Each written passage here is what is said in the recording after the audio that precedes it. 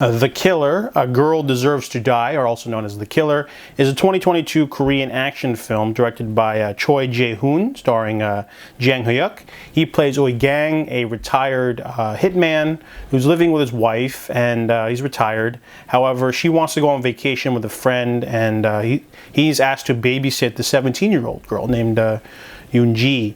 So he doesn't want to, obviously, because, you know, she's a drag, but he's doing it for his wife. And this movie is basically John Wick, but a little bit more violent.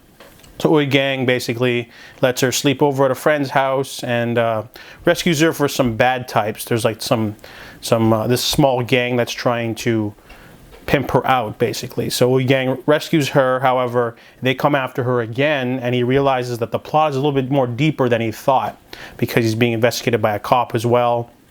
And you know, they keep trying to go after this girl for some reason.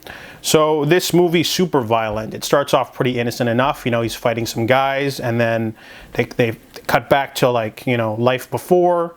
And, you know, it's really slow to start. It's kind of like a movie that's kind of influenced by many American films, like the Equalizer films, Taken, and John Wick. Nothing wrong with that. But the movie is well directed. It's the same writer-director of The Swordsman, another really awesome action movie that came out in 2020. And this one has a lot of dynamic direction, interesting characters, and action beats.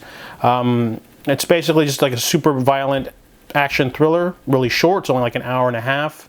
That gave me a little bit of pause before watching this movie, because it's based off of a webcomic or whatever. And the last movie I watched based off a webcomic, Killed My Wife, was pretty lame. But this one was pretty sweet. It was a super hard edge to it. It was a little bit more violent, a lot of brain matter flying about. There's also like a really despicable female villain character that really gets it. You don't really see that a lot in movies. So the movie was a little bit refreshing and darker than normal. So The Killer is a pretty strong entry for retired hitman action movies, and I give it an 8 out of 10.